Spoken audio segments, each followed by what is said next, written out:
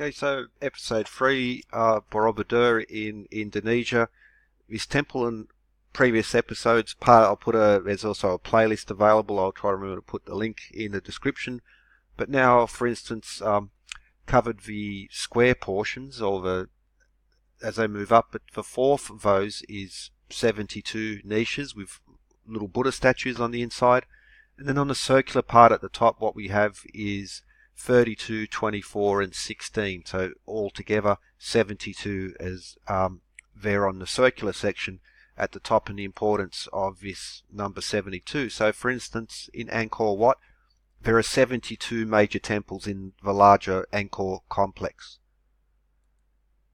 Again, cross time, cross religions, cultures, the globe. Now, for instance, Osiris, he was murdered by Set, and there were 72 co-conspirators along with Set in the murdering of Osiris. And every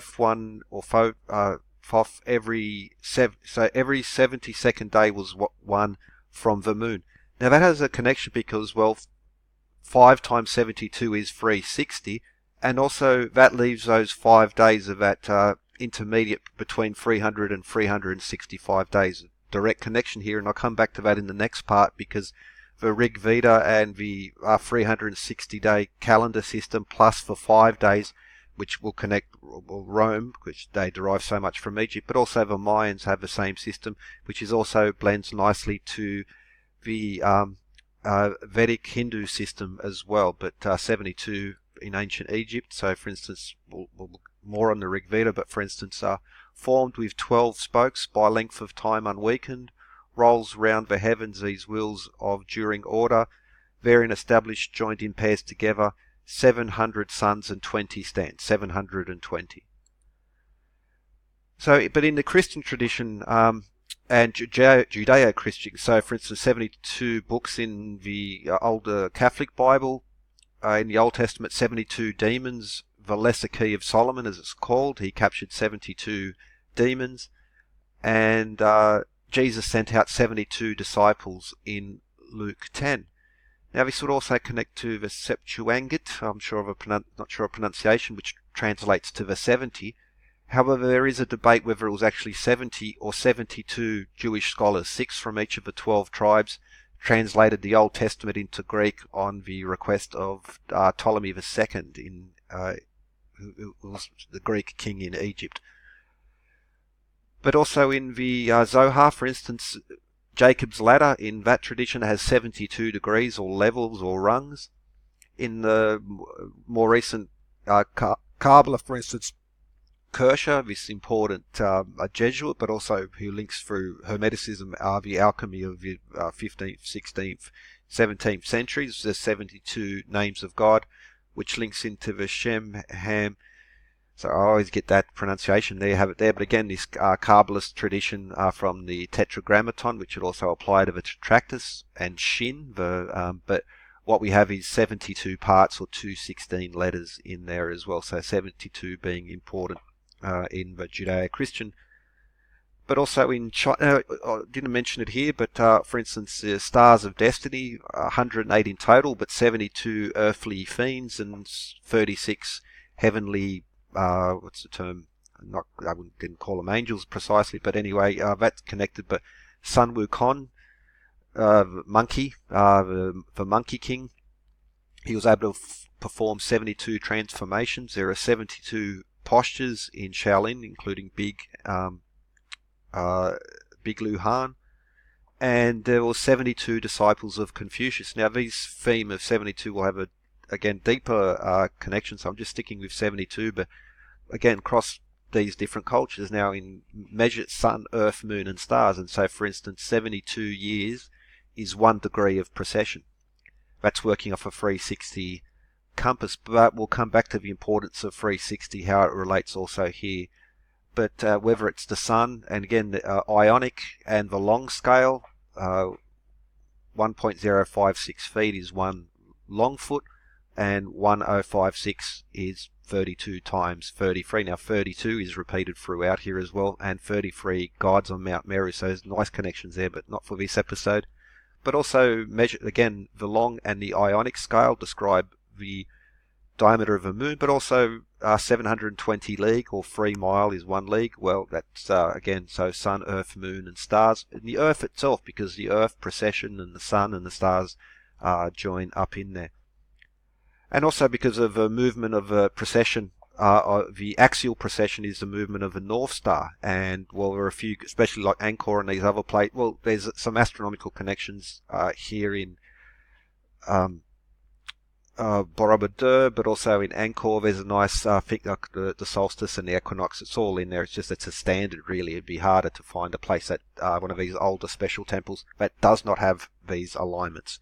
But 72 in geometry, whether it's a pentagram or a pentagon, again, the vesica, the internal. So 120 degrees is the interior angle of the hexagon, which is, of course, emerges from the vesica. That's 77,200 minutes, which would be 43,200 seconds. That was the last episode, this 432 connections. Now also to the golden number, but also the tetrahedron as well, 720 degrees, which is a nice link to fire once more.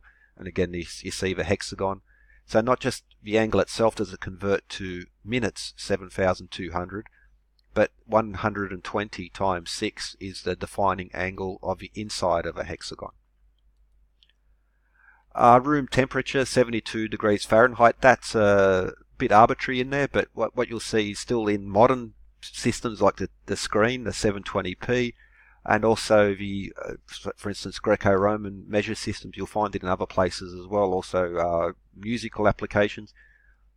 Also worth noting, 72 heartbeats per minute, and the body is about 72% water. So this number 72 pretty important. Now in the Mayan, the Katun, 7,200 days, but also in the Yuga, so the Para Yuga is 864,000, double the, well, there's a 432 in the Yugas, but this is broken up into groups of 72. So the entry period, the body of the Para Yuga, and then the exit period, and they're all reflections of 72 as well.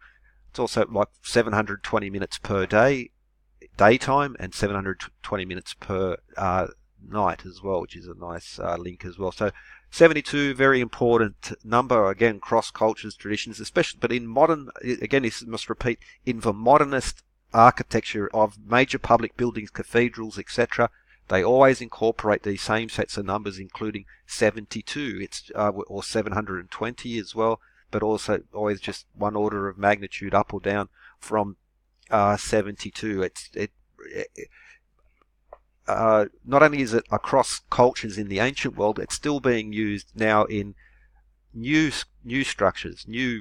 For instance, countless numbers. So whether it's 72 feet high obelisks, 72 this, 72 there, or even the other units, always comes down to the same basic set of harmonic numbers. Beautiful numbers in a purely mathematical sense, but also lovely numbers in a geometric sense, which also lovely convert to sun, earth, moon, and stars measures and systems of measure traditions.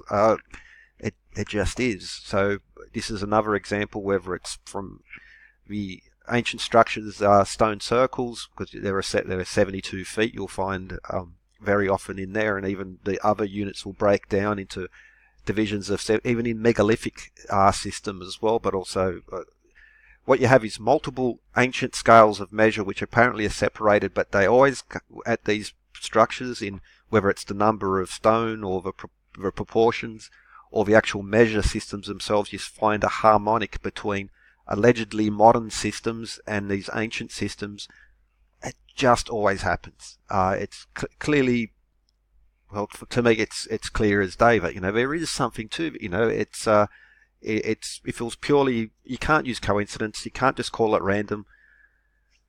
How they got there, well, okay, that's an open question, but there is this tradition, so whether it's been passed on and taught, or whether it's built into our very structure ourselves, well, how can you prove that? I don't know, but what you can prove is by studying the overwhelming bulk of them, not just one or two, but you'll find that cross time, cross cultures, cross the world, including in the modern period where allegedly a lot of his stuff apparently has been left behind.